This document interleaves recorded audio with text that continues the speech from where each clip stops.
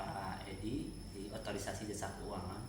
Kami akan menanyakan tentang latar belakang didirikannya OJK, Pak. Silakan. Baik, terima kasih teman-teman yang sudah hadir pada kesempatan siang hari ini. Latar belakang didirikan OJK ini luar biasa ya. Sejak kasus 98, 2008 dulu kan pengawasan ada di Bank Indonesia. Dari dua kasus itu ya, akhirnya kan pemerintah zamannya itu pengawasan tidak boleh di satu lembaga, harus dipisah. Makanya muncullah Undang-Undang Nomor 21 tahun 2011 biar lebih fokus.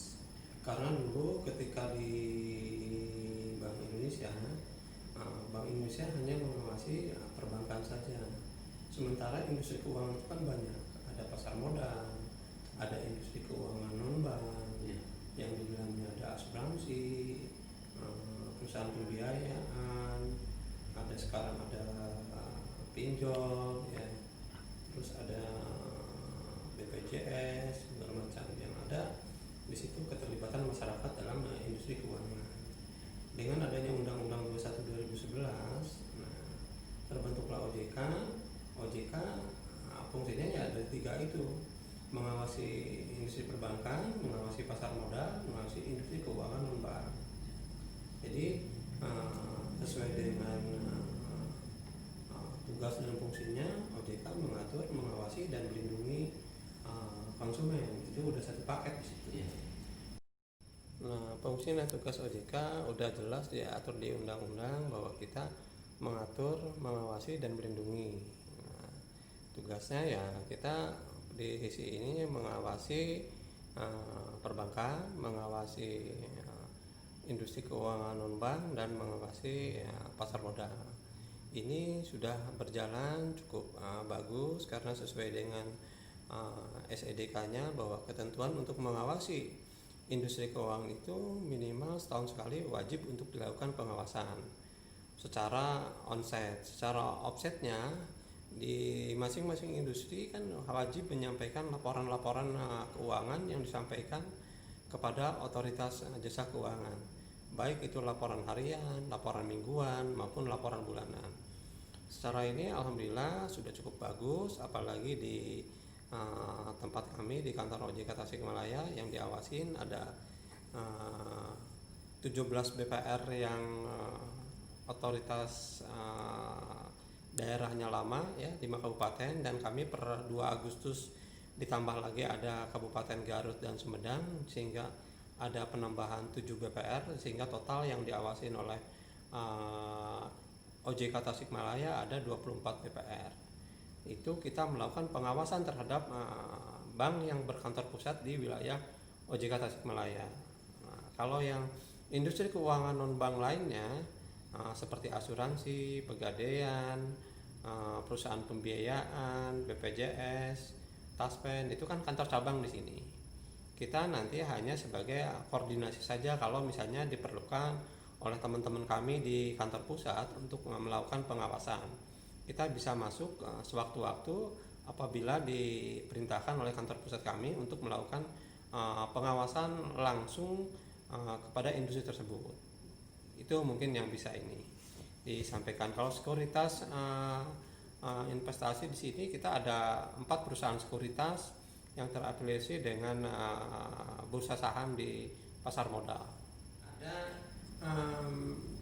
manajemen risiko, ya, manajemen risiko. Karena dalam pengelolaan industri keuangan itu ada manajemen risiko, ada tergantung di industrinya, ya. Ada yang manajemen risiko kredit, risiko operasional, risiko hukum, ya, macam-macam ya risikonya. Nah, ini ya harus dipatuhi oleh teman-teman industri. Kita udah kasih tahu, karena di kita pun ada POJK tentang GCG, ya, governance-nya, good governance-nya gitu. Jadi di situ disampaikan apakah ada tarifnya enggak, transparansinya, ya, tarif transparan R-nya responsibility-nya, terus I-nya integritasnya, terus kayaknya fairness, jadi tarif. Iya, iya. Nah itu, jadi dari 9 risiko itu yang tadi saya sebutkan sebagian, ya harus memenuhi unsur nanti ke governance-nya. Jadi kalau misalnya akan sebagai manajer bank, ya akan harus governance-nya harus itu transparansi, artinya harus transparansi terbuka. Tidak boleh ada produk-produk yang diumpet-umpetin. Ya. Nah, sementara ini kan kadang-kadang masyarakat, oh Pak dulu ketika kita tanda tangan SPK-nya kita tidak dijelasin seperti ini. Akhirnya jadi pengaduan kan. Betul. Banyak yang misalnya Anda boleh melunaskan pada waktunya, di SPK-nya tidak tercantum ada denda 3 kali atau 4 kali gitu kan kalau melunasi jangka waktu. Nah itu kan dengan ketentuan baku kredit kita udah atur loh, jadi apapun sekecil apapun itu harus diinformasikan ke pihak ketiga, ke nasabahnya. Jadi ketika mau lunasin harus bayar 3 kali atau 4 kali angsuran gitu kan.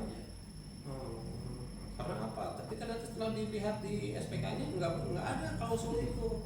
Nah ini kita melindungi konsumen itu. Jadi perlindungan tentang ketentuan baku kredit itu kita udah tetapin seperti itu. Terkait dengan tadi yang asuransi pun sama kita lihat, karena nanti kadang-kadang kan industri itu mengganti asuransi di tengah jalan. Betul. Ketika misalnya kredit yang ini banyak terjadi di kredit perumahan. Kredit perumahan kan lama tuh, ada yang 10 tahun, 15 tahun. Tiba-tiba asuransinya ini diganti di tengah jalan. Banyak yang saya nemuin Seperti itu ya. pengaduan-pengaduannya. Ketika kita temuinya ketika si nasabahnya meninggal dunia, tagihannya masih tetap jalan, padahal harusnya kan udah tadi Betul. udah tutup oleh asuransi. Iya. Ya ngadu ke sini, ya kita harus selesaikan banyak yang kita selesai. Karena kan kesalahan di industrinya tidak menyampaikan ke nasabahnya bahwa itu sudah diganti asuransinya. Nasabah kan nggak tahu. Betul. Oke, mungkin itu aja cukup ya. Nah, pemirsa, alhamdulillah dengan bincang-bincang barusan dengan Pak Edi selaku pimpinan OJK, intinya kita bahwa manfaat OJK itu di masyarakat itu sangat berguna sekali. Ya mudah-mudahan kedepannya OJK sendiri bisa melalui tugas-tugas yang berat, dan bahkan saya mengharapkan OJK ini semakin sukses dan Amin. jaya selamanya. Terima kasih dari kontributor Kop News Tasikmalaya.